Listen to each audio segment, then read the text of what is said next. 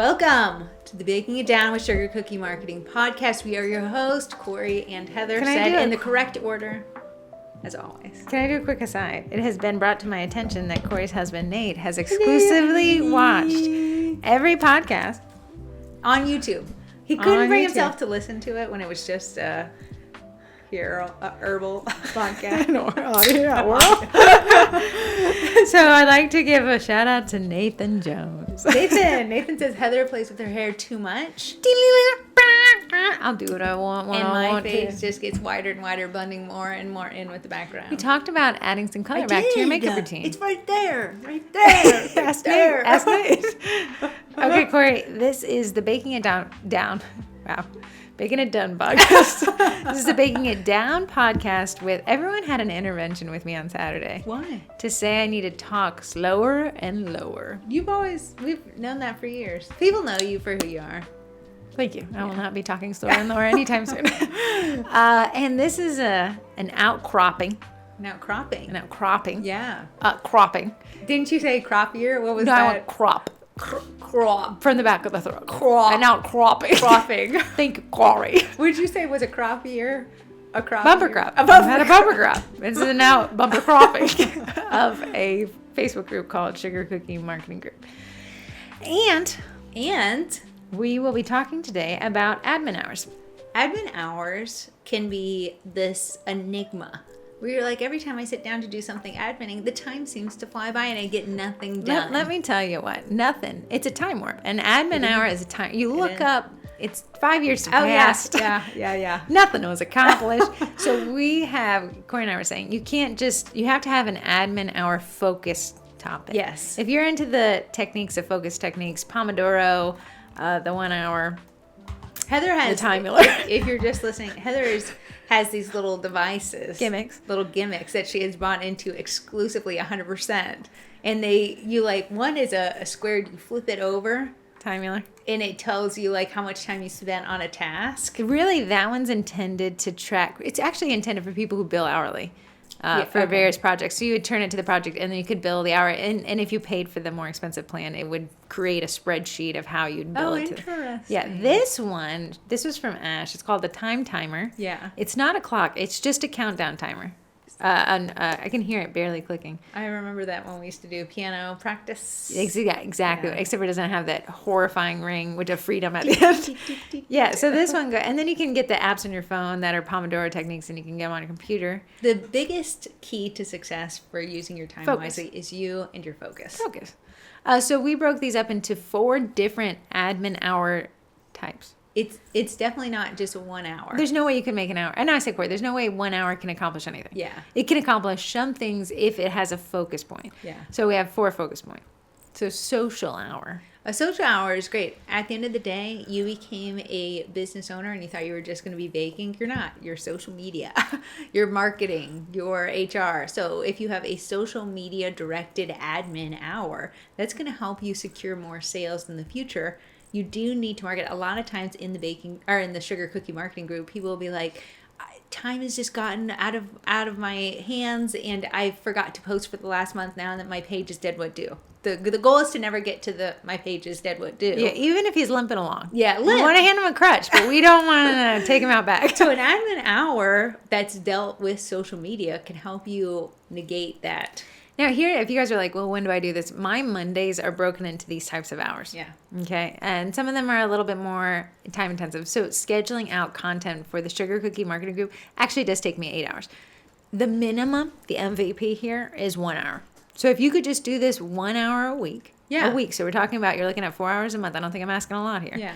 And if you wanted to add some hours to that, that is great. But this is my minimum hours. To me, what is a smart thing to do is have this 1 hour that's dedicated and focused. Throughout the week, you can touch base back into if something, there's a trend that happens and the trend started on Tuesday, but your admin was on Monday. You can jump in on the trend on Tuesday. This is what Corey said to me. She was like, yeah, this crazy thing happened on TikTok, but it's already ended because you haven't been here all week. Because I uninstalled TikTok for the week, which makes my weekends a blast. So my social hour, like Corey said, you may have your Monday may be divided into, let's say we have 8 working hours on Monday. You may divide these into that, and then throughout the week, pull from the additional hours as they present themselves available. because your week may be heavier, maybe lighter. You may have a cookie class, which is going to throw off the week. So the social media hour, we're looking at this, and I'm always going to come back to the foundational posts, the minimum posts we want going up, so we don't have to resuscitate the page. And we have allocated 20 minutes for that. I think it's a decent enough time to gather good enough content. I don't know that you're going to like blow everybody out of the water. Well, I would like to say this is my 4th or 5th month of doing the free content calendar in the Sugar Cookie Marketing Group. There's prompts in random holidays to help you come up with ideas instead of just posting, here's a set I did, here's a set I did, here's a set I did. There is like National Gingerbread Day would be a good, hey, if you're going to look to get your Christmas orders in, you want to get in early. We need to get them here in May, so we don't want the Christmas season passes. I'm going to tell you something. You've never baked a Christmas holiday. Is Gingerbread Day in May? It's in June.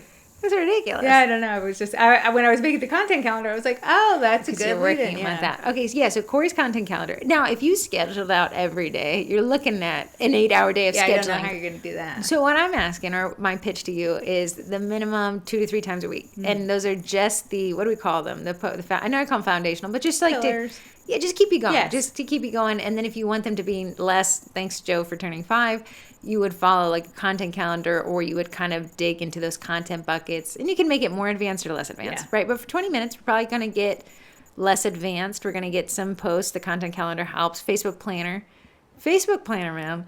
It was like, hey, Saturday is National Baking Day, World Baking Day. Okay. Schedule a post to the Sugar Cookie Marketing page. I do believe it was World Baking Day. Yeah, no. And someone's like, it's tomorrow. And I was like, well, this wouldn't be the first time Facebook Planner's done me dirty. Oh, interesting. But it was 2 versions of it. They were like, some people do it on the 17th, some people do it on the 18th.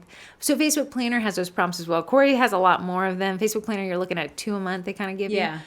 So you would schedule your post, and if you use Planner, you can do that to Instagram and Facebook. And then if you use like third-party apps, you could do it to LinkedIn and Google If you want to Business. know where the cookie or content calendar is, I pinned it to the featured section of the group, so you can go in and find it. So we got 20 minutes for that. 20 minutes is enough to incorporate a copy formula. Mm-hmm. So it's not thanks Joe for turning 5, because that one doesn't do as much.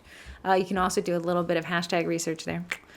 10 minutes, I'm going to say reply to comments that were made since the last time you did your admin hour. My goal that I made for myself in 2025 is don't post another post without having commented back to the people on the prior post. Did you see I was trying to do that on the Sugar Cookie Marketing page? Because I saw you come back. Yeah, and if something goes viral, you're going to look at a heavier, it's going to be more than 10 minutes, and if nothing went viral, it's going to be 2 seconds. Yeah. But we want to make sure we reply to comments, and you may say, oh, just write thank you. I would always encourage you to ask another question, because the strategy there is it gets people to have to come back and answer. Strategy there is they are on the platform longer. Facebook shows a post to more people. I have been noticing in my feed, older posts cropping back in. They have. I don't know if that's a glitch or something, but hey, capitalize on it. Yeah. And the grass is green. Then we have 10 minutes, and I like this one. This could eat longer than 10 minutes. Go to local groups and comment on all the most recent posts. Just adding value. Someone asked for a landscaper, you give them a recommendation to your landscaper. Just engaging with the post. You know, if you remember that How to Sell in Community Groups podcast we did 2 weeks ago, I think it was. They can look out for the admin post. You know, that would be a good time. Need some help. Just going through, I like to sort by most recent. Most groups are defaulted to most relevant, but sorting by most recent, and then engaging, even if you're like, that's such a cute dog. Sure. Oh, I love this restaurant. Oh, I've never been to this restaurant. I will go. Remember, that's a part of becoming a part of the community. Yeah. As an admin, yesterday I posted the best strawberry picking places around Northern Virginia. As an admin, it was valuable content. Someone in the comment section took the time and just let you know Wegmeyer Farms didn't have a good crop year. I saw that. It's been closed down. But that was helpful for the people, me as an admin, thank you for updating my list, and for people who are reading it. There's a lot of ways to be a part of a conversation in a community group. I do like 10 minutes. If you spend 20 minutes on that, I would still say time well spent. You're obviously going to want to spend more time in the groups that feed you. And that's what we talked about. Not all groups are created equal. Yeah. We want to water the ones that we want to grow from. This one, Corey has 30 minutes allocated for, and I hate it and I love it at the same time. Creating one reel a week. And you may say 30 minutes. Yeah, a quality reel is going to take more time. I honestly am making reels all the time in TikTok videos. It takes about 30 minutes to splice it, cut out the Now, let boring me ask you, parts. are you recording within this 30 minutes as well? No, this is prior. So the week that has gone by, I've taken one video, and the clips are there. Great. So maybe that every other social Yeah. hour, you're creating content, you're editing content, you're creating, because it does take more time than you're just editing this, of which there is absolutely nothing going on in this podcast. My computer takes an hour to render it. Yeah. Right. It takes a lot more time than I would have thought it would. The reason why I love and hate this is because we're living, I'm on Reddit, social media marketing subreddit, and someone's like, Instagram is dead. I'm a photographer. I can't get any traction. And someone else said, are you posting only photos? Because that's the reason why it's dead. For sure. It's no longer photos first. It is video first. Yeah. Now, within that video content, photos are great because you're like, it's a photo. Yeah. But now the video content has to have a hook. It has to either add value. It has to teach something. So it is a lot more effort. Now, your focus typically is product reviews. I love product reviews because me as a consumer wants to see what someone else bought before I bought it. Now, other bakers who are selling to a local audience, you're not going to post product reviews, right? Right. You packing a DIY kit, you prepping for a cookie class, you going to a local farmer's market. Now, and say, like, well, what's the voiceover? Because Corey adds voiceover. If I was making a reel for my local audience about cookie class, I'd say, here's the 5 things you need to know if you've never been to a cookie class before. Number 1, bring an apron, like things like that, right? Because what we're saying is, like, I teach cookie classes without saying you need to buy my cookie class. Yes. And then you can have the call to action in your copy, which again, those reels require copy as well. Reels, TikToks, they are taskmasters. There are taskmasters. They require everything out of you. But I want to say, if you film within InShot, that means you can export it and it doesn't have a TikTok tied to it. No, you can use that across all your social media. Am I correct in saying CapCut is now fully paid? It is fully paid now. It was owned by TikTok and it was free for the... And now it's not owned by TikTok? No, it's still owned by TikTok, but I think to separate it out, so if TikTok gets banned, CapCut doesn't get banned, it's now paid. Crazy. So that's our social hour. Now you're like, that wasn't a ton. It will probably eat actually more than an hour. Sure. Especially as you continue to do this, you're going to have more comments to reply to. As you continue to do this, you're going to join more groups and grow them. So that's going to, and I am not mad about it at all. If this is a 2-hour social hour, I'm fine with that. Yeah. And the idea is that you repeat this each week. Consistency being the key here. This is not a one and done. I wish. Inbox. Okay, the next type of hour, you can snag this hour. You can put all these hours on your Monday. You can do 1 hour each day. An inbox hour. Okay, life and breath of a business is your inbox. That's where your leads come in, right? Especially for bakery businesses. Other businesses who take phone calls are going to be a little different. But for us, most of us are in our inbox. If you use Facebook Messenger, here's my challenge to you to break free of the shackles of an unreliable inbox and get them off of Facebook. Yes, I agree. It's fewer clicks if you just take their order on Facebook. But so often really honestly, every week, hey guys, this person in my inbox isn't on Facebook anymore. What do I do? I have their order. Accounts are getting banned right and left. If I spelled how wrong and that gave me a 30-day suspension. Can't use your inbox anymore. Yeah, you can't risk it. So what we want to do is you can start the conversation there, but always get the, just like when you call into a business and they're like, just in case we're disconnected, can I call you back at blah? Right. Another one, if you're like, from my cold dead hands, you'll pry Facebook Messenger from me. At least get their email address within that conversation so you have a backup. Yes. But okay, we're going to talk about inbox. So that means we've taken them off Messenger. We've gotten into our inbox. I'm going to say 20 minutes, reply to all emails, follow up with all pending emails. So let's say you do this, you don't have to be in your inbox every day. I believe you do not need to loiter in your inbox. Yeah. So you actually see me, I use an app called Quiet for Gmail, and it only lets my inbox ping me twice a day. Oh, that's smart. Right. Because otherwise you're just, one email. And I always told Corey, I say, somebody sends me one email, but it equates to 8 hours of work. I will say, though, if you're looking to grow your bakery business, the first person to respond does get the... Maybe if you're newer here. Maybe you're like, I'm hungry for it. If you're scheduled out, you don't need to be in your inbox every 2 seconds. Okay, fair. Yeah. So I'm going to say, okay, let's say an inbox hour. I prefer them to be earlier on Mondays because I feel like over the weekend, maybe you see me on Saturday, you're like, why are you typing so vigorously? Corey does them on Saturdays. Why we're sitting around the kitchen table. I do not know why. She always would be like, hey, this is a great story. Inbox. So 20 minutes, we're going to reply to all emails and we're going to follow up to all pending outstanding emails. Meaning I followed up with this person. They've indicated interest. I haven't heard back. Yes. Corey was doing that on Saturday. She was closing up all loose ends. All loose ends will be closed every Saturday, every week, 1 week prior to someone's pickup date. I send them a week reminder. Because if you had a baby and you didn't tell me, I'm going to need to know because I want to bake those cookies and I don't want you to try to say, oh, I had the baby. Now, if you're in the Cookie College and you've taken my Gmail course, you know I'm really heavy into Google Gmail labels. And you can use that to really make your inbox fly through it because you can tag them like needs reply. You can use a star feature. Yeah. You can use a check feature. I want to give this credit to Heather. In the Cookie College, she sorry, has a whole please course. announce clearly and loudly. In the Cookie College, she has a course called Inbox Zero. I have never lived my life by Inbox Zero until I started this bakery business. It's actually called Tips and Tricks with Gmail because it takes all those tricks and tips to get to Inbox Zero. That's the ultimate goal. Now I live by Inbox Zero. If you're in my inbox, you're something I need to do. If you're out of my inbox, you're done. Yeah, I'm going to actually add something in there. We didn't have it. Unsubscribe from any things that you got that week. I find myself constantly, and I do this, if you sign me up to a newsletter, I didn't sign myself up for it, I will report it as spam, which happens when people scrape emails. Yeah. I hate that. I don't like, I get the weekly Yelp, weekly Nextdoor. Those ones you opted in for when you signed up. You can unsubscribe for those. And being the good email receiver that I am, if I signed up for your newsletter, I'll just unsubscribe. Yes. But if I didn't sign up and I'm getting it from you and I go to your footer and it doesn't tell me how I got on this list, you might be asking, well, how could someone, when you go to networking groups, it is a little hostage situation. A lot of networking groups print your email off on a piece of paper and people will get that, add you to their newsletter that you didn't want to be added to. I can buy a $10 application and I can say, I want you to go through Google and scrape any website emails that fall within this keyword search. Right. It's very simple to do. I hate it. It's not effective marketing. It's cold call, risky marketing, burn your email now address. With AI, it's like, no one's trying anymore. You signed up for TikTok business with the Sugar Cookie marketing account, and it somehow has put us in a list of emails for solicitation. It is. It puts it in, but that's how, if you wanted to make money on there. So if I was in that, but I'm not, so I'm always deleting those. 10 minutes to Inbox Zero.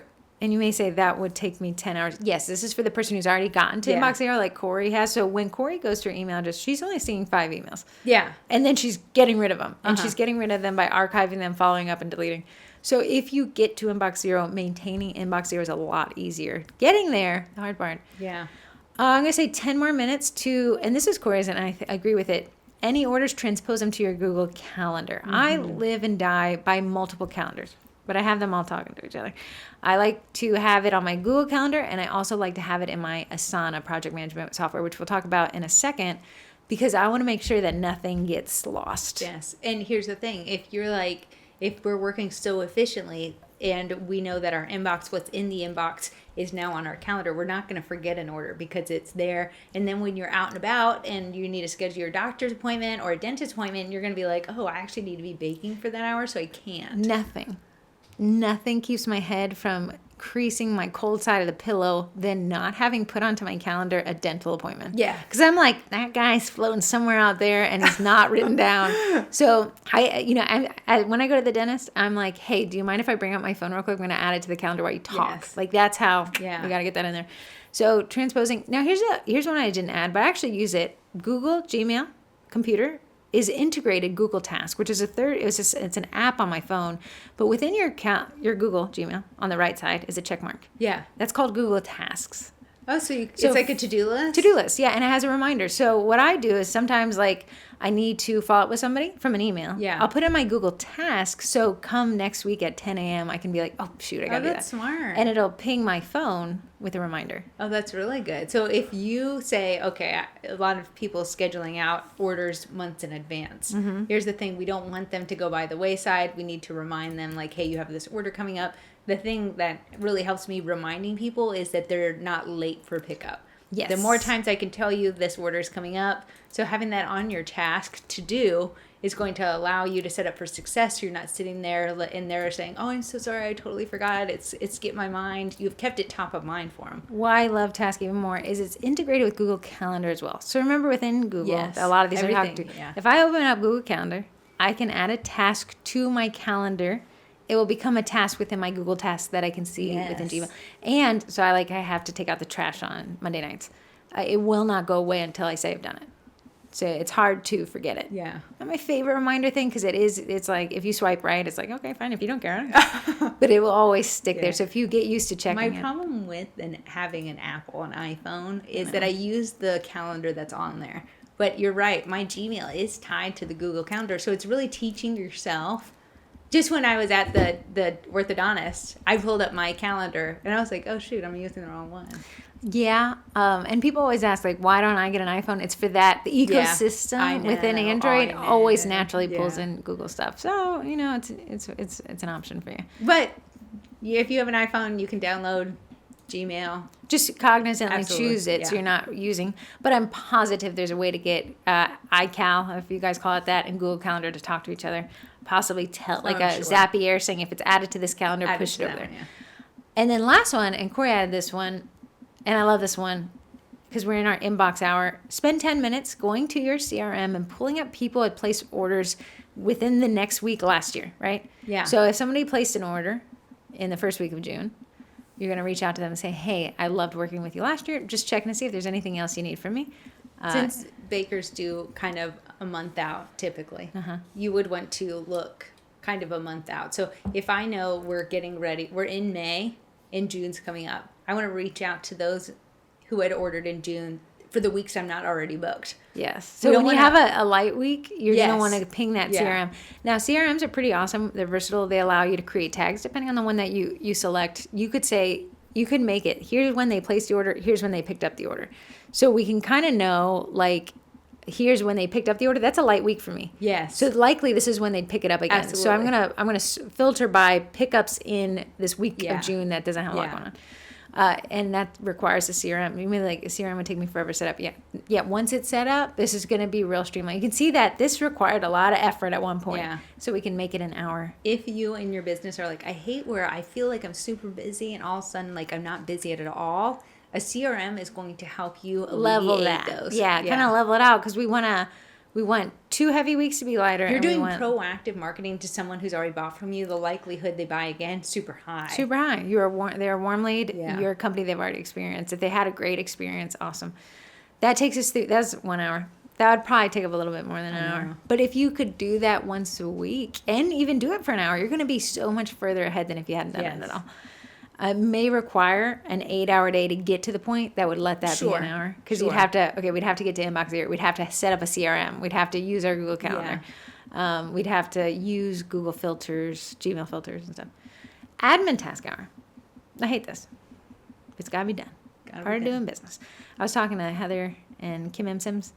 And they were talking, Kim has the Beans and Brews franchise. Yes. And she was just telling, and I was like, wow, look at how much is not baking in your life now. I know. She's like, I know terms I've never thought I'd know what she said an acronym. I was like, oh, I've never heard that before. And she was like, oh, here's what that means. I said, she said, my vocabulary has expounded beyond the realms I'd ever thought it was. And a lot of it falls within this admin task hour. So QuickBooks bookkeeping updates, if that's talking to your accountant, if that's categorizing charges, if that's auditing charges to see if, anything should be cut off or there's any fraudulent charges. Adding new leads to a CRM. Hey, if they've inquired and maybe that you weren't the right baker for them, it's still a lead. They now know your name. They know how you work. It is a qualified lead. Put it in your CRM.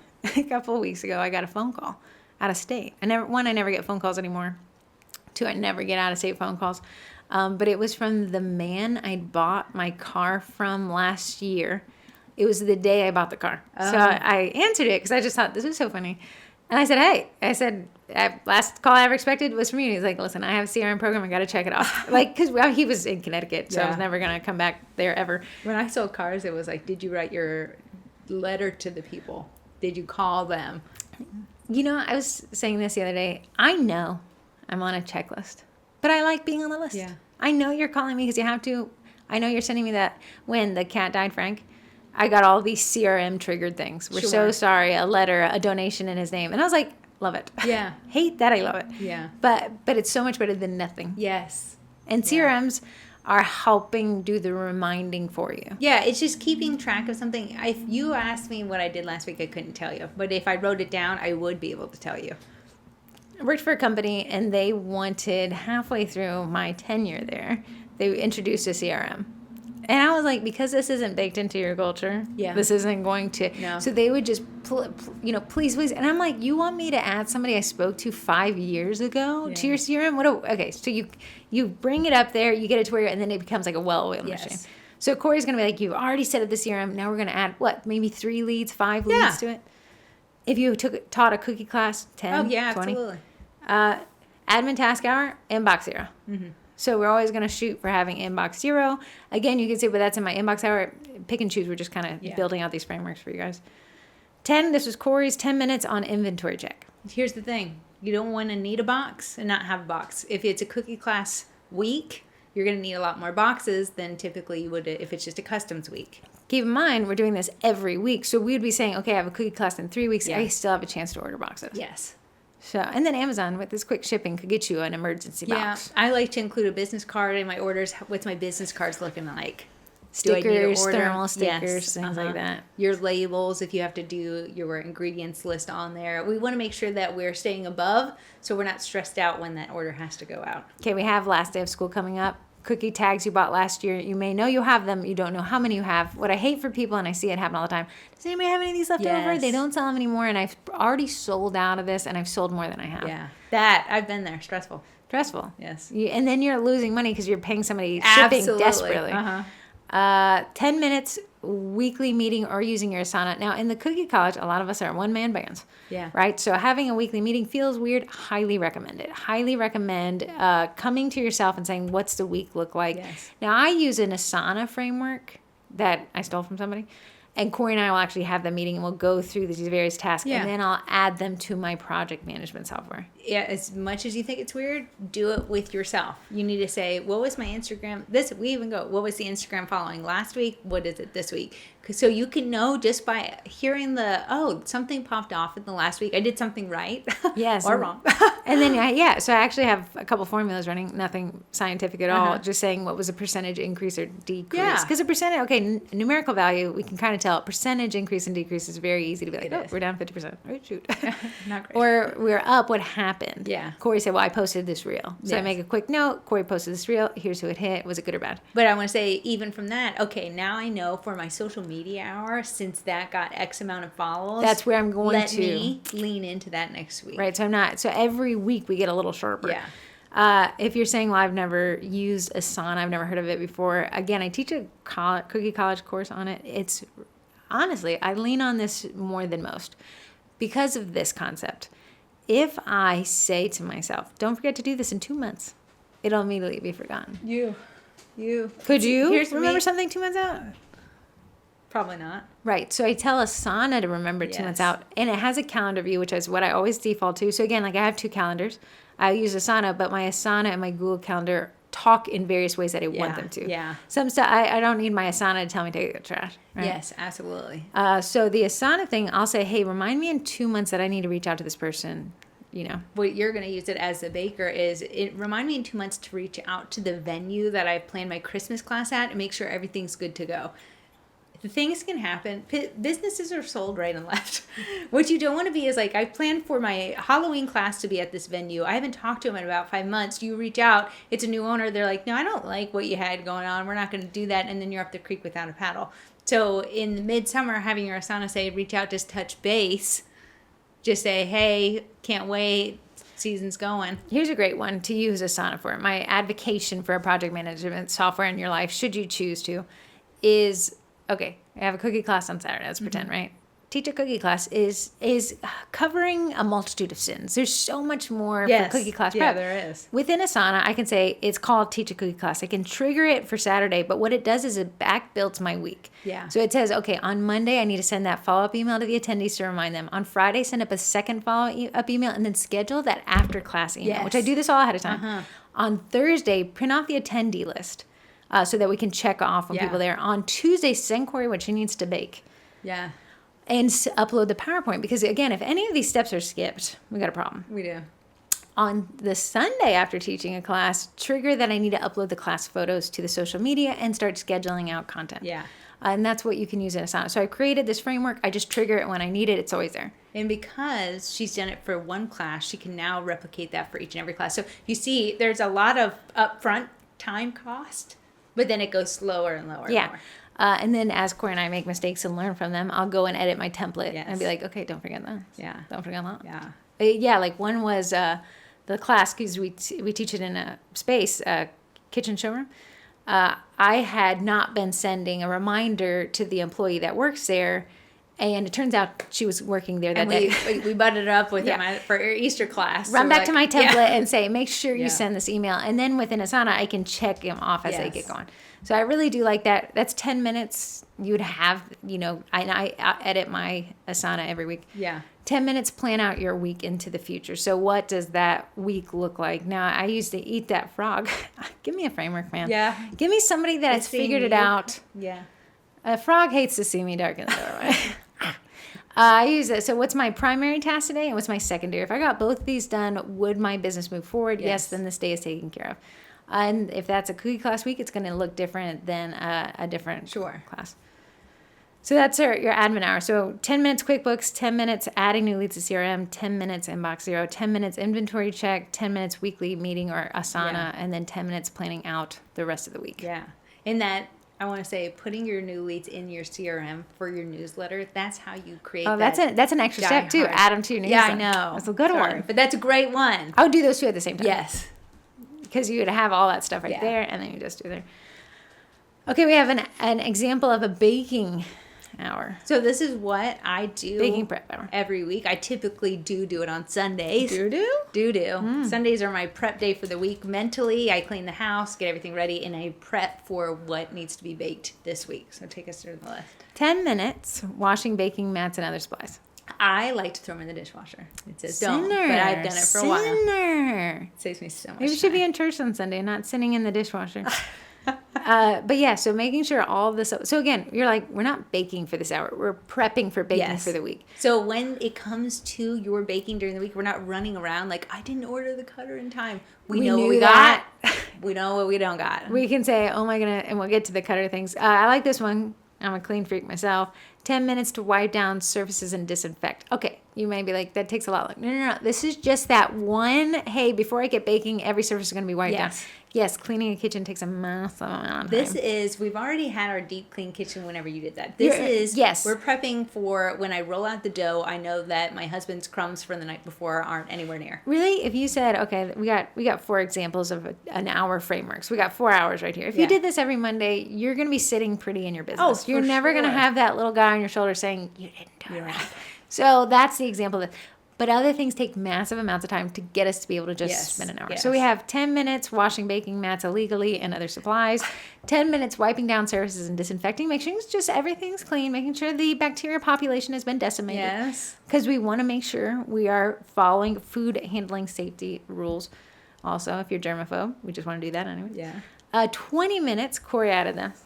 I said 20 cutters. If you aren't organized, 10 if you are. So remember, like we said, you could spend 8 hours, which I think you did, organize your cutters so that this is a 10-minute task. I want to tell you, the amount of time it took to do the cutter storage originally. I said, this is insane. It didn't cost a massive amount of money, time building the shelving, Yeah. organizing things. Yeah. Like, horrendous. And you people who use apps, which I don't think you do, like Google Keep to organize your cutters, horrendous. But then... Well, Nate actually has his desk next to my cutter storage. Poor man. And every time I come down, he says, do you think that still saves you time? I said, immense amounts of time. Because now I have birthday set. In my birthday set, you're going to find candles. I posted an absolutely hilarious meme on the Sugar Cookie Marketing page. If you guys want to go see it and you want to be entertained, like the page. It was hilarious. And I posted a free transfer sheets I've been working on. I know, it's a choo-choo train. And which is a good one. Candles. Candles. I was feeling I want to say candles are Christmas, so you are in the Christmas mindset as well. Well, I think her name's Kimberly. She had asked for candles. So I was like, well, I design them from scratch in Illustrator, which is hard for me, but they're very cute. So I was like, instead of just doing a skinny, because she was even like, I know people skinny candles. Yeah. So I made a chunky boy. I made a medium boy and a skinny boy. Nice. Yes. And somebody's like, this is great because the chunky boy is going to be my holiday candle. Yes. My medium boy is going to be my pumpkin candle. My skinny candle is going to be my birthday candle. So collect your cutters. Why was I telling people this? Oh, yeah. Somebody said, it's hard for me to organize my cutters when this shape could be for a baby shower. It could be for a Christmas class, and it could be for this other thing. So what I do, and you're going to find what works for you, what do I use that cutter most for? Because what is you don't want to do is be like, where did old me think I was going to put that? If I know I'm always using the candle for a birthday and Christmas only comes once a year, let me put that in the birthday stash. Okay. So it'll be easy. So when you get to Christmas and you need a candle, you would say that would likely be in the birthday Yes. stash because I use it the most. In the Christmas is literally Santa Claus's face. Because he's never going to be used outside of Christmas, mostly. No Halloween claws. You could do Christmas in July. But at least I know It's still he's still in Christmas. the Christmas Okay, that's a good thing. But that's going to be a personal preference. The hearts I do like that. can go for Valentine's Day and for weddings. Okay, where do you put him? Most used I would say heart weddings. for weddings goes in there. The ones hearts that I only typically like for Valentine's Day are in the Valentine's Day We box. have a heart hierarchy. We do have a heart. I have so many Hierarchy? Okay, collect cutters. 20 minutes if you're disorganized, 10 minutes if you're organized, but we're going to leave this for 20 minutes for this framework. 10 minutes dough ready or a dough day planned. So I can know if I look in, after you've done this for a while, and I would highly suggest one day is to make, if you have a big batch, I can make Big 5 batch. dozen cookies from one batch of You got to dough. say it, big batch. Big batch. Big batch of dough. You So this can isn't know- making the dough. This is knowing the dough. You need to know your dough and what one batch of dough produces. So if I have an order for 3 dozen, 36 cookies, and I know one batch of dough can produce 36 cookies that are roughly 3.5 inches, I can look visually and know how much dough I need or how much dough I have left. You got to know the dough, man. Know the You deal got to with know dough. the dough. 10 minutes, icing, color, piping bags, powders. So getting that organized as well. I Kind like of to very see royal icing. If you use it with meringue powder, it doesn't go bad. You can store it in the fridge and freezer. I love to not waste. So if I know I have a set coming up and it's Here Comes the Sun, I'm gonna look for my orange and yellows. And that I know I don't have to remake. I might add to it, but that's something that will save me a lot of time. It's already been mixed. Man, if you did, and there, you obviously can make more frameworks, right? More Yeah. hour frameworks. If you spent your Monday and tackled this each Monday, sometimes I like to keep Friday a free space, but I find that it gets eaten up a lot. It does. But if you did your Monday is admin hours, 1, 2, 3, 4, 5. Let's say you do 5 admin hours Yeah. based on social, inbox, admin, baking. You are a force to be reckoned with. I would hate to see you coming.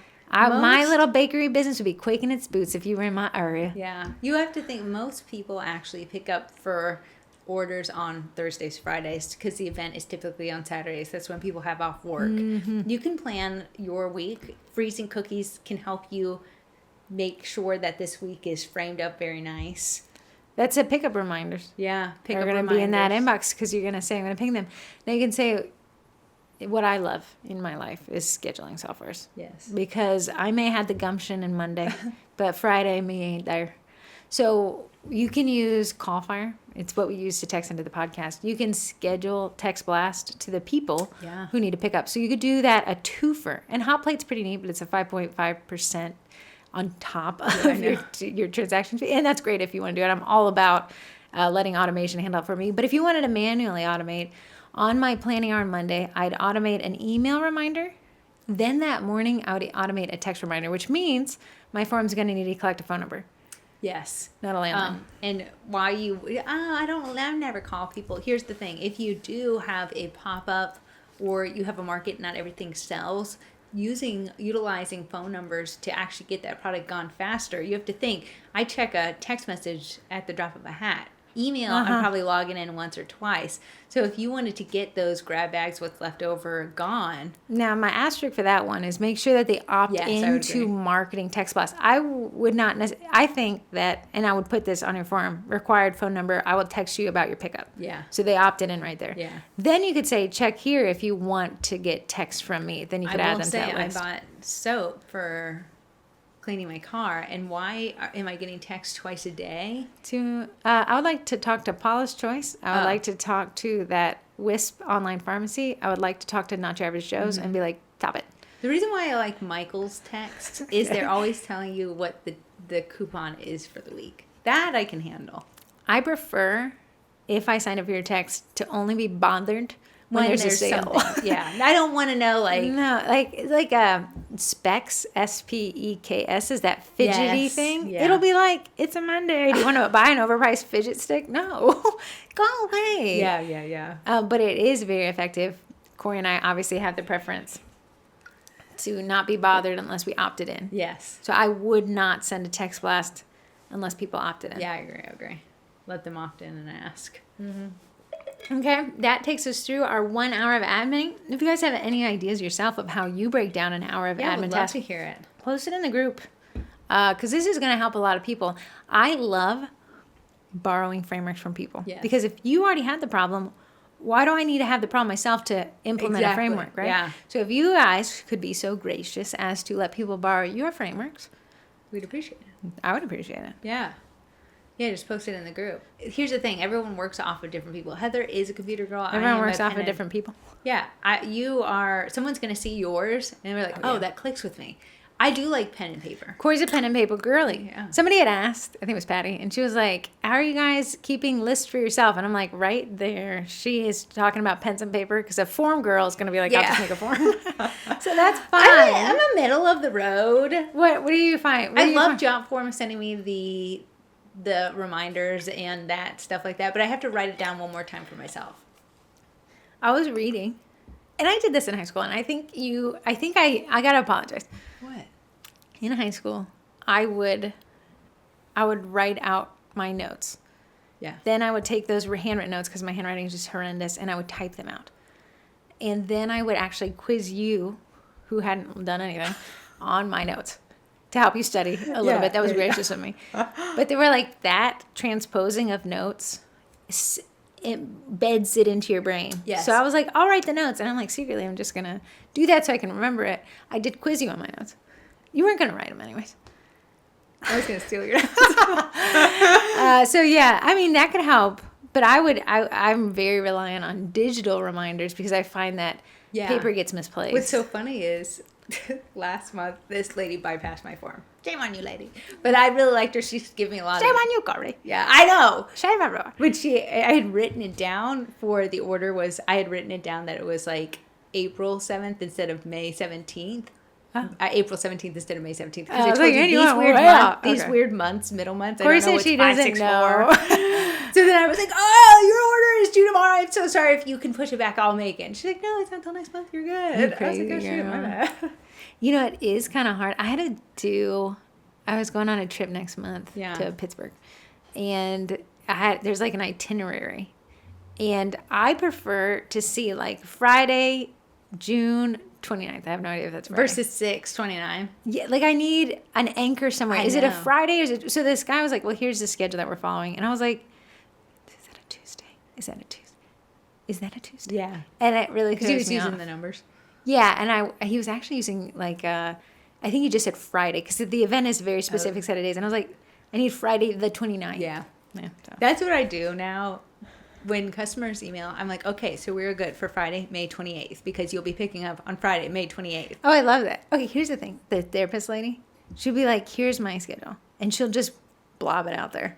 And so I'll reply and be like, here are the days and the times at which I'm available.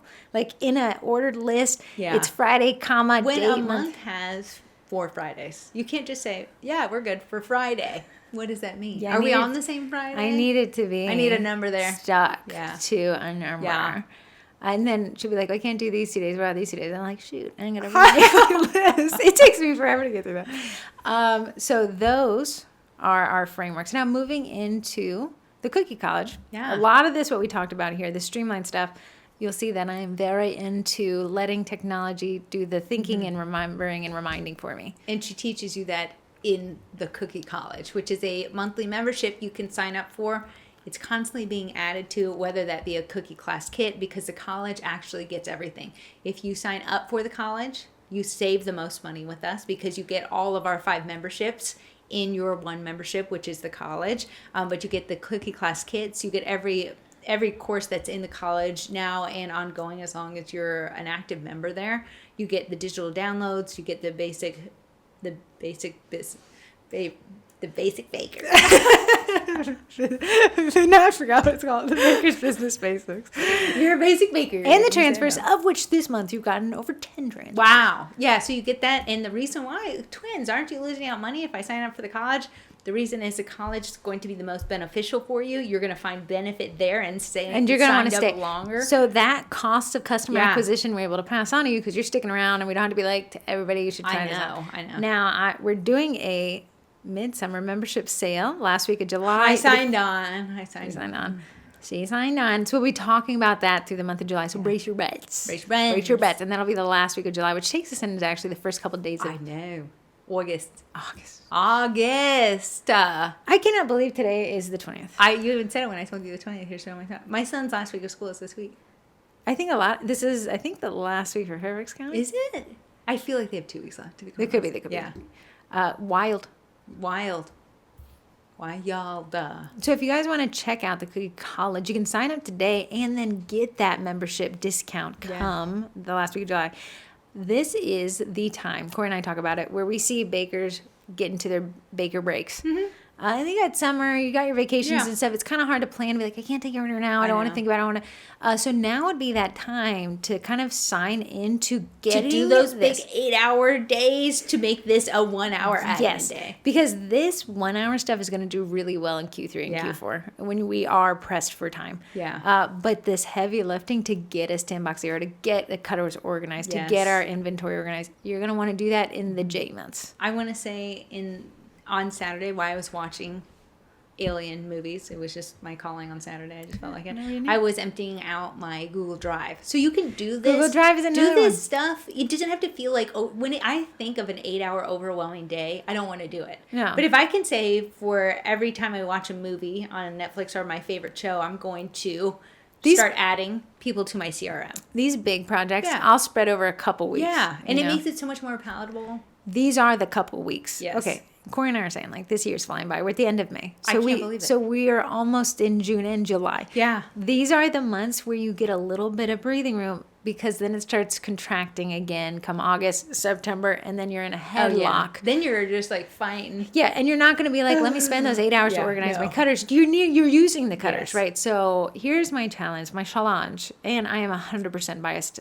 My life is so much easier having implemented these stuff. Yes. These things. Yeah. This is the life, and I get emails a lot. How do you guys do it all? You don't do it all. But the things that we do well, do is the theme of this podcast. A lot of do-do. A lot of do-do. Huh? Ain't that the truth? The things that I do well is because I have already done it, and then I've taught other people how to do it. And the people who have taken the class, I can tell, because I'm like, you did it. Yeah. And they're like, yeah, I did it. Yeah. I know now. I'll never go back to my this life. Yeah, pre-do-do.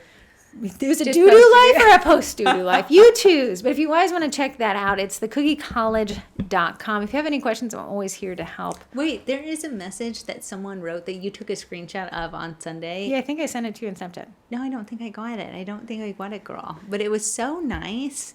Such a nice reminder, and... You don't think I sent it to you? I don't think you sent it to me, girl. Well, shit, but I told you to screenshot it. I clean out my screenshots every weekend. Did you? Oh, here you go. I got it. Rena said, this post, heart. The twins have spent years learning, developing, and testing, tweaking, updating, teaching, and sharing in ways that are understandable, manageable, and implementable to help us thrive in our businesses. You can spend years trial and erroring as they did to gain the same knowledge, divided by 2 of them, of course. Or you can spend $76 a month to join the Cookie College and gain all that knowledge as well as the amazing think tank that is the Facebook group and save on the cost of your time. It was on my anchoring post. And she said, see how I anchored the value of the college with your time? You're learning from people who have been there, done that. Who have gotten sick of having to waddle through their inbox, not knowing where the orders are and the spam is, and... Well, I even seen somebody yesterday was like, hey, Cookie College, I got a Eugene dough sheeter. Walk me through it. Yeah. And that's going to save on that time. Again, kind of what the goal of the Cookie College is. And people are like, is it a baking class? No. It is to buy back the cost of doing business time so that you can ideally raise your prices and spend time with your family. Yeah, sure. Spend your money. Yeah. But to allow you to have that option that time is valuable and we only have so much of it. We do. I'm always... We do. You will only have 24 hours, and I said, I can buy back time, organize my cutters, but I cannot buy any more 24 hours. You can't. So you really need to fight. I think, you see in life that you claw trying to climb the corporate ladder, which takes up more hours. Then you spend the next half of your life trying to get back the hours by clawing out of the corporate life. And I think that's where the Cookie College is for a lot of people, is buying back the time so that you can enjoy your life. Because you reach a fork in the road. You can either get burnt out because it's just taking up too much of you, or you can strategize on ways to not burn out but still make money. Yeah, agreed. So if that is compelling to you, go check it out at thecookiecollege.com. Yes. If you have any questions about the Cookie College, you can ask that in the Sugar Cookie Marketing group. Moving on to stupid questions. Corey, feeling stupid today? I'm always stupid, apparently, in high school when you were trying to teach me my Little did you history know class. I was stealing all the information.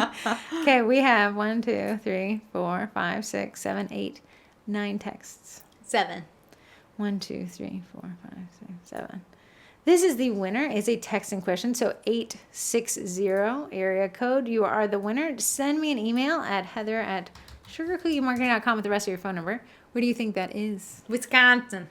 Connecticut. Funny, because I've already mentioned Connecticut on this podcast. And I really honestly never think about Connecticut, if I'm honest. In my mind, have I ever been to Connecticut? I don't believe. I think it's a pleasant place in my brain. Vermont, Connecticut, Rhode Island, you're the same to me. I want to say fall happens there. I think you guys get 3 days of summer, and you get a lot of fall maple syrup. That's in my head. I have no idea what's going on up there. A lot of flannel blankets. What's going on in Maine? I want to say lobsters. Lobsters? Lobsters in Maine? I don't know. That sounds good to me. Hi, my favorite twins. Thank you. I'm leaning towards Corey as my number one favorite because my name is never spelled correctly either. My name is Carrie, Kerrie. Carrie, Kerrie. I had a friend named Carrie spelled the same way. We are kindred spirits. You're Carrie spirits. Here's my question. I've been reading that AEO is the new SEO. I almost think that must be AI SEO. How should we be adapting it to our strategy? Thank you for all you do. I'm at the very beginning of this cookie journey. Let me just confirm that AEO means what. I'm going to see that it's SEO. Unless she meant authorized economic operator, I'm assuming that it's AI integrated tech.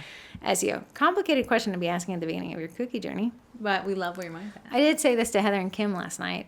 AI is amazing. Mm-hmm. It will one day replace me. Right now, it's quirky. Yeah. It's a quirky He's got his little double dash deer legs on him. His little baby doe legs. He's just learning how to walk.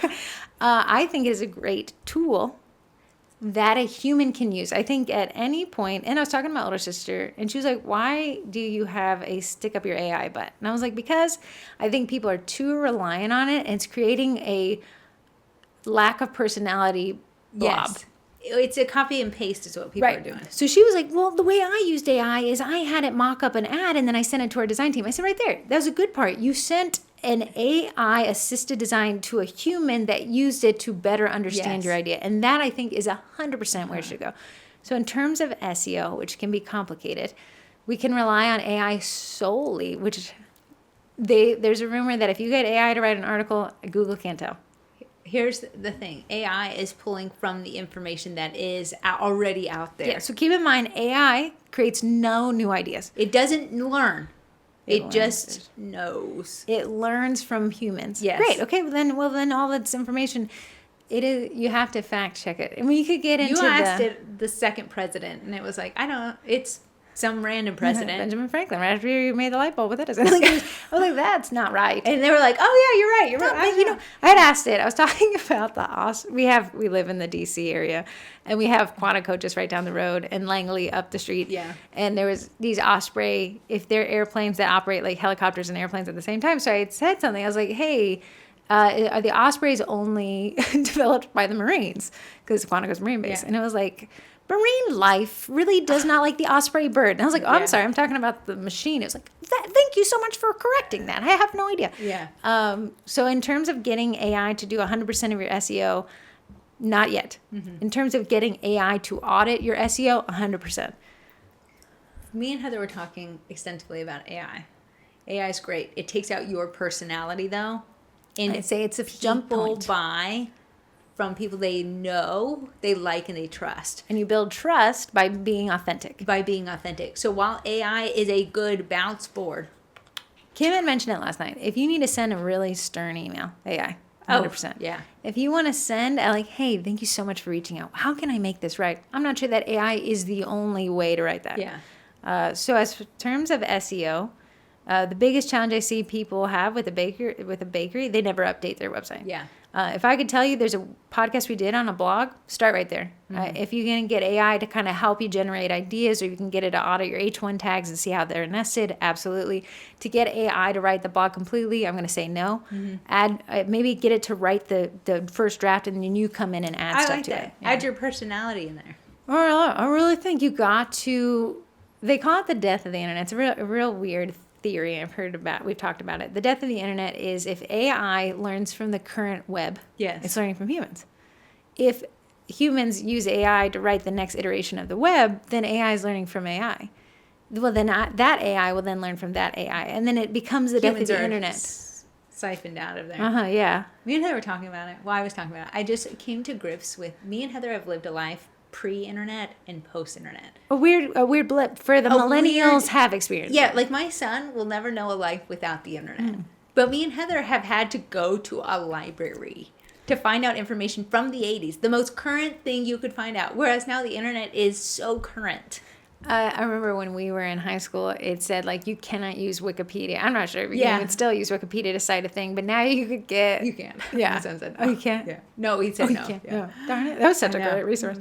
I would use Wikipedia to find the resource, cite in the bottom. But, AI, it ain't going away. Yeah, I think it's the next big thing. I think we and Heather have lived a life pre and post internet, pre and post AI. I would, in this stage of AI, be looking for every place I could adapt it into my workflow. Yeah. I would not make it replace my workflow. I agree. So, for now.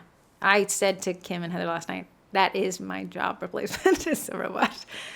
Do you see Duolingo fired a bunch of people? Oh, and they said we're going full AI. They turned off all their social media, and then they said, "This is 14. I feel like I'm 14." It was like hashtag. I feel like I'm like because they got such a. Someone said it felt like a teenager got broken up with. Like I don't like you anyways. Yeah. So if you know Duolingo, the language app, it had a really. It was one of the first platforms to use their social media to just be quirky. Yeah. Because I mean, how are you gonna? It was an owl, and the owl's doing. He had so many outfit changes. We're like, who do you have on staff that's making these outfits overnight to fit a trend?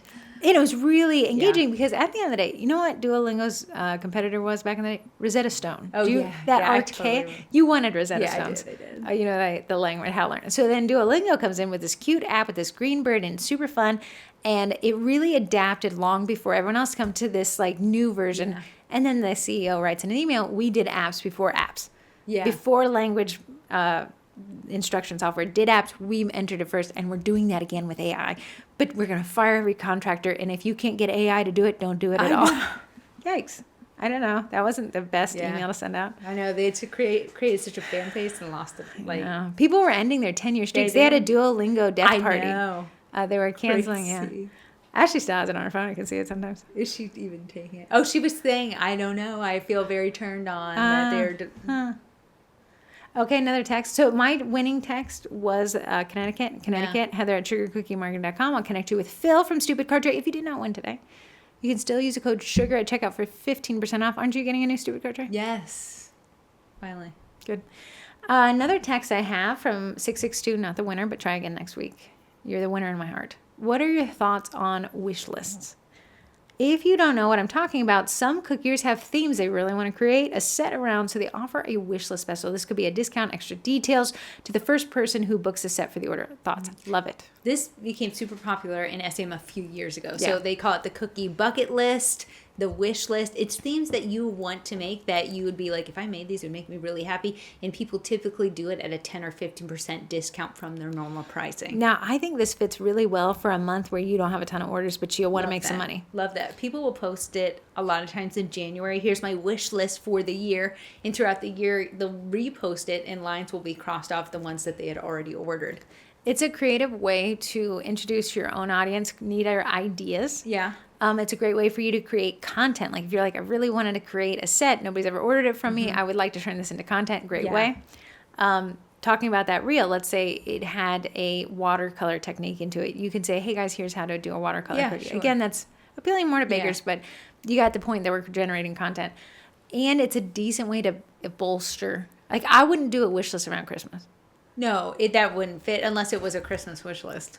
But that means you have low orders at Christmas time when you typically shouldn't. So I would say that's indicative of some other thing is broken along the workflow. I think wish lists are great if you're in between being booked all the time and then you have slow times. Like, it's a great way to get new clients. Yeah. But a lot of times the people that are seeing that are people already. I would maybe use that as my sales post in a community group. That would be great. Here's the thing. If I can get an order that's paying full price that isn't a theme I don't care, like I could care less if I do or don't, I'd much rather make the full price. I agree. Some bakers will do it when they're feeling burnt out because they're getting the same types of orders. You're getting creative juices flowing Right. at a 10% discount, so you're still winning because you're doing something you want to do. So I'm going to say 1 thumb up for the wish list. Yes. I'm not going to do a thumb down at all. I think it has its place. I think when used strategically to bolster a week, month, or to take a little mental break from the same old baby set that you're doing, that would be a decent one. Again, it cuts into your profit, like Corey said. If you're charging enough, if you don't know where your number's at, it's going to be 2 thumbs down for me. Yeah. If you do know where your number's at and a 15% discount, but I like what she added there. I would not do a discount. I would add it's a higher tier. For a cheaper tier price. Right. So we're not really cutting into our profit as much as we're adding some details, which I know is still affecting our numbers. Yeah. But I like the wish list idea. It was very popular one time. I still see people using it all the time. I still see people all the time. Have you ever done it? I have not because I want to lazy. be paid Okay. full amounts. I don't If you had to be in the kitchen, I want to make the maximum amount of money. But do you get interesting orders? Like, I would love to do... What's its style you're tired of? Like, if somebody never ordered again, you'd be like, thank goodness. When they say that, I don't feel that. Construction is hard because there's a lot of straight lines. It's the only reason why. But I never get tired. You're also not doing Disney eyes. I'm not doing Disney eyes. I typically don't do, like, the Mickey Mouse. I see people get burnt out on any child TV show that's trending. People said they're burnt out on Baby in Bloom. I kind of like it still. Flowers. Yeah. It's kind of wide open. Yeah, but they're like, if I have to do another Baby in Bloom. It's a trend right now, for sure. Pooh Bear, naked Pooh Bear is a trend right now. Where he has no shirt. The old guy. Yeah, the pre one. The one that's now. I would love to do a Baby Goosette. That's trending right now. You haven't done that? No. Do you want me to have a baby? Do I order? Could you please so I could But do I that want set? it for free because of them you're twins. Oh, you get a discount. 10%. Just 18 cents. Okay, that is a good one. Yeah, I'd say if you're new to the cookie game and you don't have those leads, that might be a decent thing. Okay, we got another text from 661. Not a winner, but could be a winner next week. What's 661? Arizona? Why do you feel that is? I just feel like 6 and 6 are dry, humid areas. You think they were like, it's hot here. Just make it 6. 6 LA. I was close. Santa Clarita. I saw this meme the other day, and it was like, Californians. They're like, I'm the Rancho Pomadero, Cotapadero. And then that's where I'm from. But all of California's named those funky. Santa Clarita. Yeah, it's like Santa Clarita. And they're like. Santa Monica. Yeah, it just feels like I'm the boopity-boop cactus. And everyone's like, oh, you're from there? I'm close. That's what it sounds like when you don't live in California. Because Fairfax, we're named after all old European things. Hi, twins. I look forward to your podcast every week. I love the information coming to my ear holes. Ear holes. Nuggets and no. My question is, if you were going to offer virtual classes, would you do a pre-recorded video, a live event in a Facebook or a Zoom, or would you just send the PowerPoint and walk them through it step by step? Now, we did do this. We do this.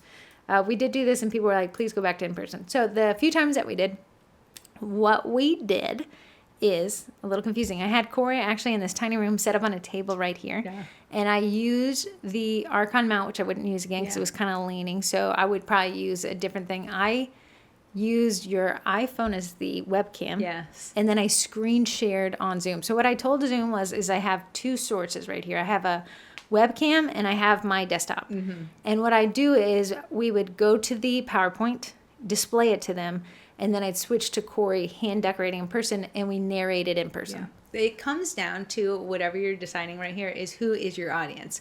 Are you making classes for other cookiers, and these classes are extensive, I would say pre-recorded, because they're going to come for parts and then have to stop because life happens. If you're doing in-person local cookie classes to local people, virtual, because the reason why we did it in COVID. We did it in COVID, right? The reason why it was nice to do it we did it on Zoom, right? We did.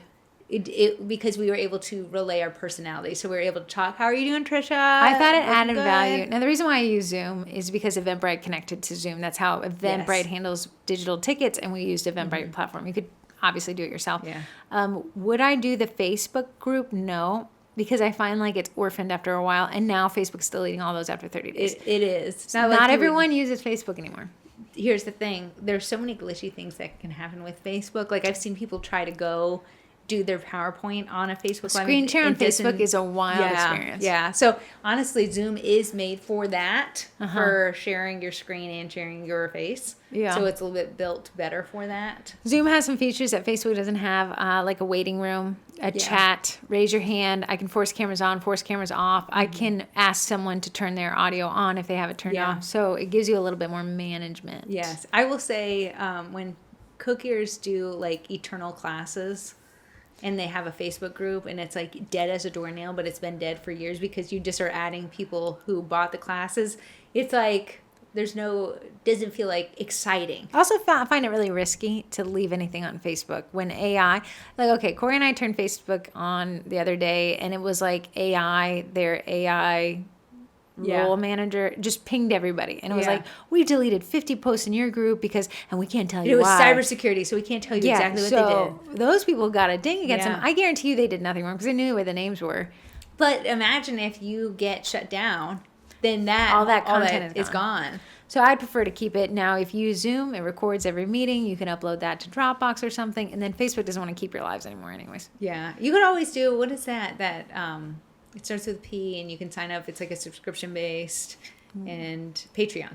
You could do like Patreon is a monthly charge. I'm just saying, if you're always adding to it, it depends on who your audience is. I think she's asking about local cookie classes personally. Well, so in which case I would use Zoom. I would actually use Eventbrite because it does the reminders and everything, and it creates a link for you to send to them. Nice. You can obviously do all this stuff yourself and not pay the Eventbrite fees, but you can pass those fees along as well. Yeah.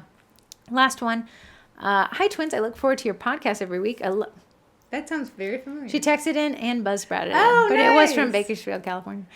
Okay, this is funny. It's Deb again. She told me this time. Hey, it's Deb from Albion again with a question. If I want to try a fifth time, please pass it along to somebody else. But Deb has proved to me that consistency truly works. Yeah. She shows up. She said, I love last week's podcast about refunds. Question, using Corey's refund example, let's say all the blue icing matched and the client wanted a refund because she didn't like the taste or your design wasn't exactly like the photo that the client sent. Let's not factor in here that you sent her the photo the night prior. Would you be as effusive, that's a fancy word, with your apology and give that 100% refund? Meaning you didn't really do anything wrong. She perceived the wrong. Now, you perceived the wrong in the example last week. Let me continue on. Or would you just ask the question, how can I make things right by you? And then if she asked for a partial refund, you'd still give her the full refund, even though you know you'll never get her back because she doesn't like the cookies flavor or something. I get why you refunded the woman in your example as the color wasn't right and you knew you could still keep her if you treated her right, but does your philosophy change if you'll lose the customer due to factors outside of your control? That is a great question. I go into every order telling myself if they are not happy, they will get a 100% refund. Before anything comes up. Once you make peace with that? Once you make peace with it, it's so much easier to do. At the end of the day, the one thing I don't want you to feel is like your money is a hostage situation. Yeah, taste is, you got to have in your terms and services and your, whatever we call that, policies, hey, the cookies and the colors, the designs are going to vary based on in providing that communication up front. Hey, so-and-so, I'm just using these as inspiration. I'm going to make a set unique to you that's going to use, what are the top 3 factors in your inspo photo that you will love to see in the set that I create? And using that and creating the communication will alleviate a lot of that. But I have already told myself a long time ago that if you are not a complete happy customer with me, you're going to get your money back. I want us to fight who's going to take the money. Okay. So to Deb's question, which is a very well worded question, I'd still give a full refund. Yeah. Okay, now what you'll see in other baking groups, you'll see that if any baker posts that there is a taste issue, outside of the almond extract, or a texture issue, almost 100% of bakers will say they are lying to try to get a refund. But I want to say what's so crazy is that same baker will go to the local steakhouse and say, this steak is not cooked medium rare like I asked. It's so funny. I was reading a thread. It had gone to hell in a handy. And someone's like, but you still send the steak back. You can't want the same service Right. given to you that you would not extend to somebody else. I'm sorry, I didn't give enough context there. Some lady had said that the lady said that the cake, she had ordered cupcakes. The cupcakes were delicious. The frosting was just, something was gnarly with it. Sure. So she was like, I spent a lot of money on these, and the frosting was bad. She said it tasted rancid was the word used. Crazy. Someone cited that it was the sprinkles from Wilton's. Could smell bad. Yeah. I don't know. But either way, most of the bakers said you need to ask for the product back, because even in the steakhouse, you'd send the steak back. You wouldn't eat the steak. You wouldn't take the steak and throw it away and then say, can you remake the steak? To me, the reason why the steak is being removed from the table is because there's no space, and you don't want to be staring at the steak while you're waiting for your new steak to be made. I'm not sure. I was thinking about reading that thread. Are my trash can habits odd? If I had something I would describe as rancid, it wouldn't go in the kitchen trash. It would go in the outside big green bin that the guy comes and takes. Rancid. So that's a crazy word. The icing. If something smells so bad, I will bag it up. I'll put it in the kitchen, bag that up, put it in the big green in the back. So they were like, if she does not get it out of that trash can and bring it back to you, no refund. No. I just couldn't imagine me having to get a stepladder to lean into something I already find grody, because it's the big green ones, and to get something I found rancid out of it. Here's what I want to explain a little bit. At the end of the day, I might win over that one client. I didn't give her the refund. She wasn't able to produce the rancid cookies I had made. I won. I will never bake for her. She's on my blacklist. I never want to bake for her anyways. I saw this in another group. Someone said, here, buy from this person. They were so great. In the comment section, it said, I wouldn't buy from them because I tried to reach out to them. They didn't come back. What if I may have won the battle, but I'm losing the war. If they take every single second, if they see my name recommended in other groups to be like, yeah, one time I worked with them and their stuff was rancid and I didn't get a refund. Did I win the war? If I think I won the battle but lost the war. That car that I had that was done dirty on, I wasn't apologized to, nor was I made whole. You weren't made whole. I was not made whole. I didn't necessarily want a refund. I did want acknowledgement. And maybe it would have been nice to be refunded on the stuff that was broken. Yeah, sure. I'm on Facebook constantly, chronically. Yeah. There's people asking for shops all the time. Yeah. I have never typed out that I don't like them. Yes. But I have never recommended them. Yeah. You find me in a car show parking lot, though, you're going to get an earful. Right. Right. So we don't know what that little... The repercussions, the true long-term repercussions. And me, who's chronically online, could have been their biggest cheerleader. And instead I'm like, hey, what I'd try is this shop over here. So that's that one. I'll never probably ever side with the dig through your trash and bring it back to me and drive it to my house. I do side with that. Not everything is 100% refund. Sure. I think some people are like, rebake it for me. Yeah. I give you a shot. I think that the fight to find what's right is always the goal. I have a loyal client, Kingston lady. Yeah. She's moved since, but she's still local. And even though she's moved farther out, we'll send her au pair to pick up from me. I once have spelled her child's name wrong. I said, dude, I'm so sorry. I'm going to give you ordered 2 dozen, 1 dozen's on the house, but I will remake your son's. And she's like, no, it's totally okay. No. I'm guessing only 1 dozen had the name on it. It wasn't even that 1 dozen. It was probably 4 cookies had the name on it. But me is over apologize, and then like, let's deliver. Yeah. So she's ordered from me a zillion times since that. I could have ruined my little sales funnel down the road. Like at the end of the day, I could have rebaked the 4 or whatever. But I love to overly apologize to make it so that when you're like, I have to order, and it would be crazy of me not to order from Corey again. Here's a hot take. I don't think it's a hot I don't take. like hot takes anymore. I think people are using them to bully people. Here's online. a spicy take. Yeah, because you know what you're about to say. You shouldn't have said it out loud, but you're calling it a hot take, which makes it sound like you're alienating someone in your audience because you didn't like one thing they said. Here's a hot take. wouldn't you want to even if the client, okay, let's say you found the one bad apple, spoiled the bunch. Yeah. Let's say you found the one bad apple, get them gone by giving them the refund. Wouldn't you want to just, Corey and I have had a couple of crazies. Yeah. I'm going to say they're crazies. And I'm like, where should I send your money back to? And then honestly, the way it deflates them. Because they're like, I want to. I'm not sure that they even were trying to get one over on us and get a free website. I don't necessarily believe that was it.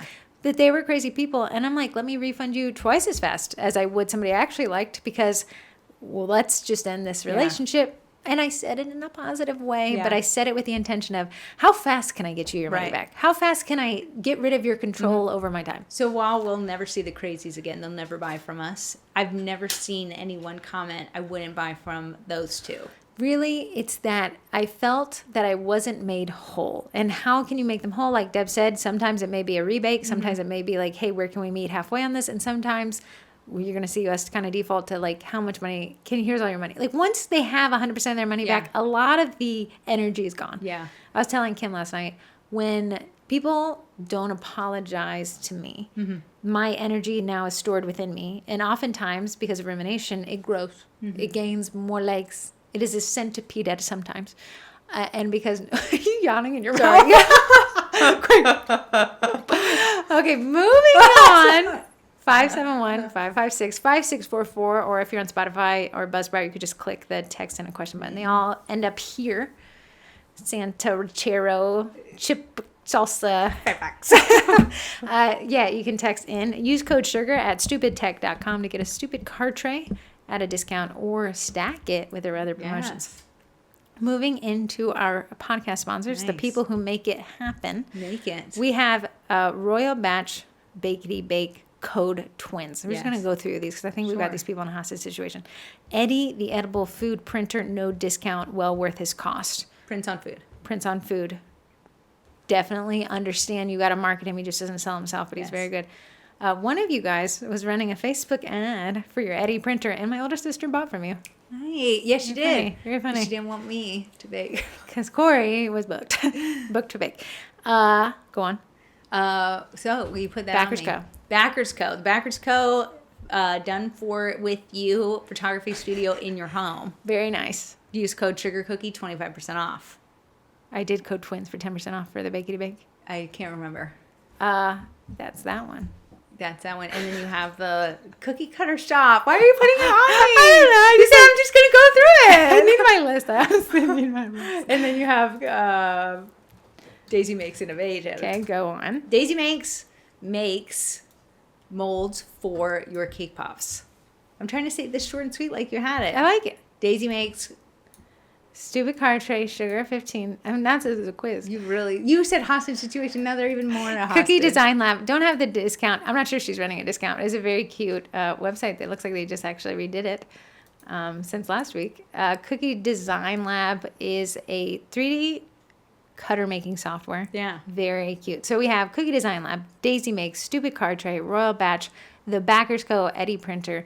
And then we actually have a Bosch affiliate. I don't know. They're not sponsored. But if you ever use code Sugar Cookies, you get $20 off for most of their stuff. Is it 20 or 25?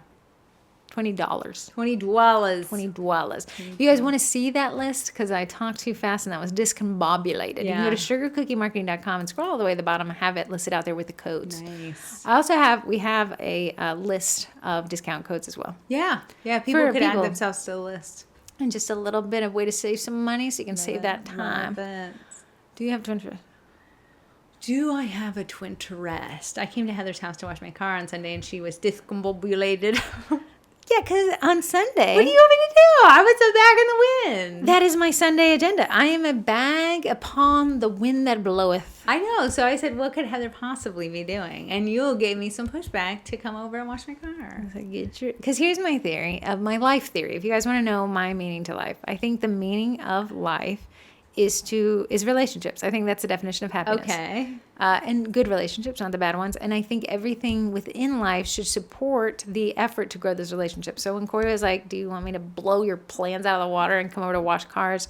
I was like, I'd rather go to lunch with her and her kid than by myself. So bringeth thyself and thy soap. And then Let's I got wash it thy car. talked into washing Ruth Ann's Well, car. she needed a car He wash. said, She was this is not what I think. twin power. If you have two twins washing one car, I it know, flies it was by. half the time. So that was my twin twist that I What did you learn from the car wash?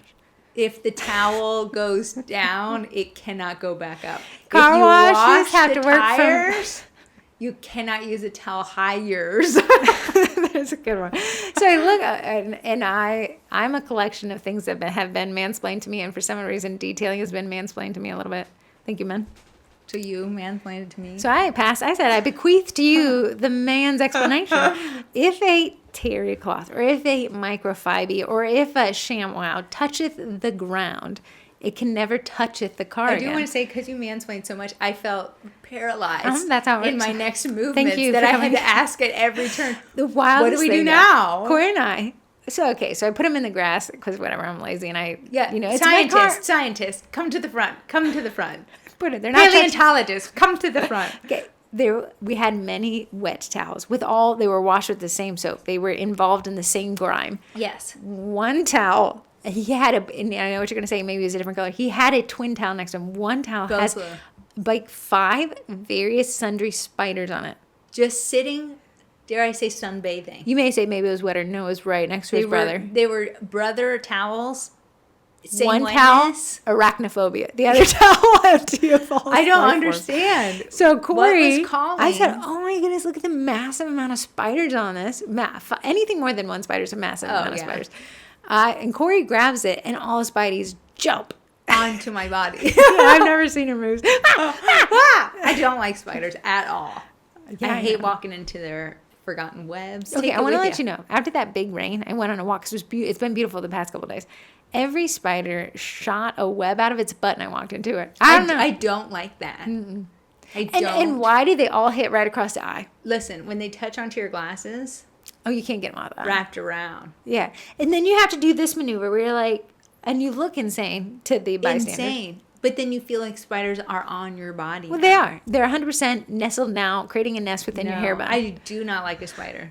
I wouldn't be like spiders. I even saw a spider in the house. I said, I have a spidey policy. I actually have a boog policy. A what? A boog policy. A bug? Boog. Boog? If the boog enters the abode, the boog must die. You had the whole world. Okay, I want to say yes to that. For a spider, though, I hate him so bad. I will tell him, you have 2 hours to vacate. If I come down and I don't find you, lucky you. And I know spiders eat bad bugs. Yes, I said I had to have a better attitude about them. I said, better you are attitude? eating the mosquitoes, which truly have no help on this human's planet. I want to say, though, the other day, went to the garage to throw something away. Yeah. A mosquito hawk. And I know your name is literally Mosquito Murderer. Yeah. I should love you. Why are you so big? And why do you fly so crazy? Boop around?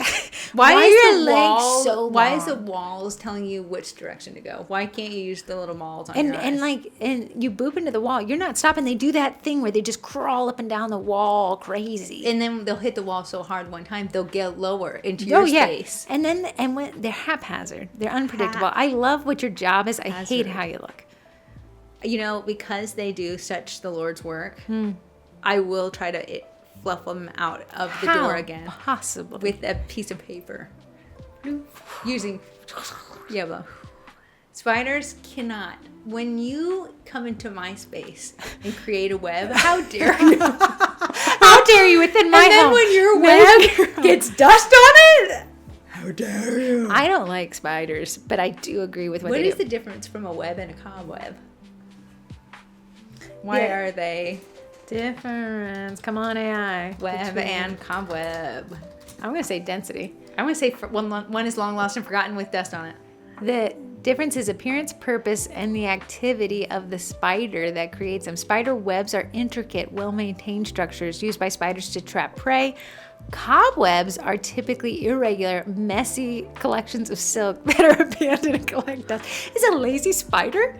When we were here, I'm going to bring you back. Little memory. Okay. Horseback riding lessons. Yeah, and the corners are filthy and huge. There were so many cobwebs. Why are they only lazy in corners? That's why I just feel like not actively used by a spider. Yeah, they are now dust collectors. So literally, the spider came in, created a masterpiece. lean-to. No. I'm talking about a cobweb. Created a lean-to. Okay, why are they lean tuning on the same parts of the barn? Why didn't you says do a cobweb is abandoned or neglected spider web? Yeah, I just think it's a spider web that had moved on. It's an old spider web. Yeah, I think he and it said, got funky and covered in dust. I'm going to say, though, spider, lazy on you, you're supposed to eat that to replenish your web particles. Oh, a cobweb means dusty web. Cob, web. Love them around. Oh, and also there's one spider that just does make only cobwebs. No way. What's Yeah. his name? Cobweb? Theridiidae. You take that one at the bank. All right, today. talking about a hostage situation. Let these people go. Goodbye with your spider.